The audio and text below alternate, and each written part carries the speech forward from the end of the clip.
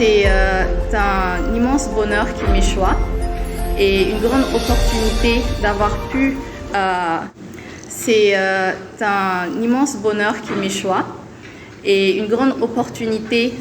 pu organiser le Dakar Model United Nations, qui est un événement de grande envergure et dont la cérémonie de clôture nous réunit tous aujourd'hui ici. Je voudrais remercier toutes les personnes qui ont participé à la réussite et à la réalisation de cet événement. Merci énormément.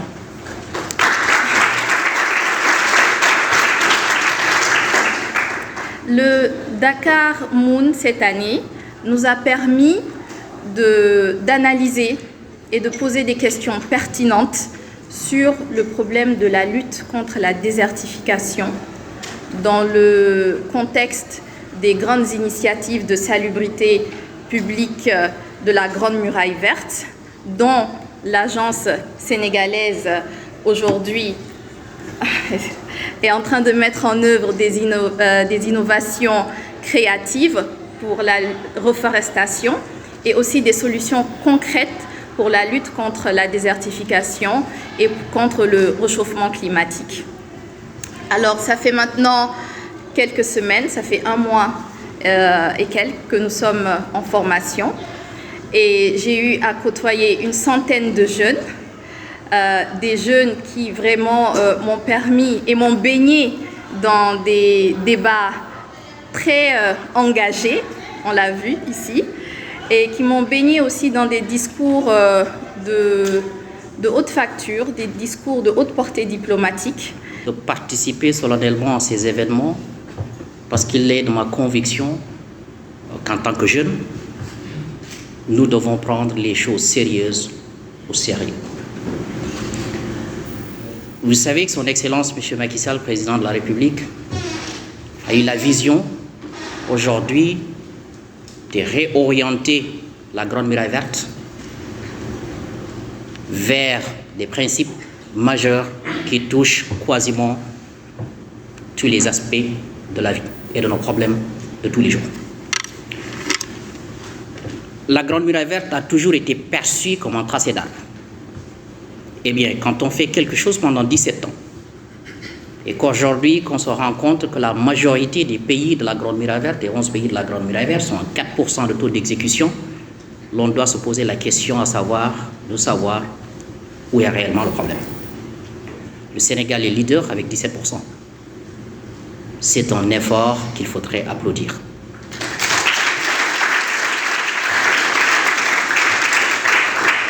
Vous savez que le tracé de la Grande Muraille Verte au Sénégal couvre 545 km de long et 15 km de large officiellement.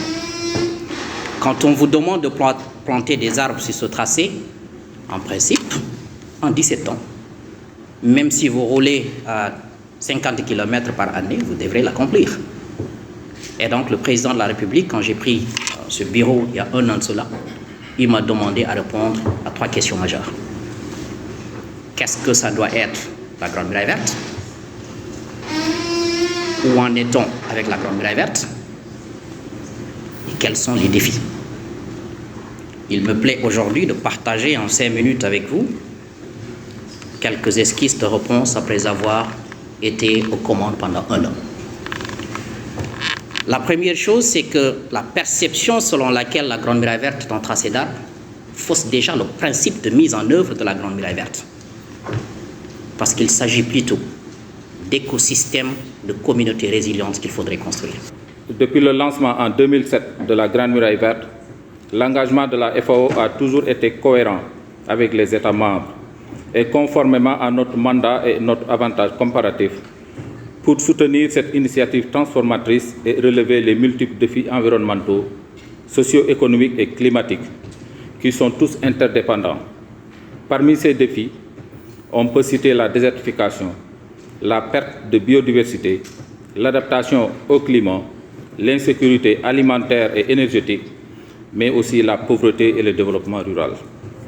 Le cadre stratégique 2022-2031 de la FAO a pour ambition d'appuyer la réalisation du programme 2030 pour une transformation des systèmes agroalimentaires destinés à les rendre plus efficaces, plus inclusifs, plus résilients et plus durables en vue d'améliorer ce qu'on appelle les 4 betters: better production, better nutrition, better environment and better life.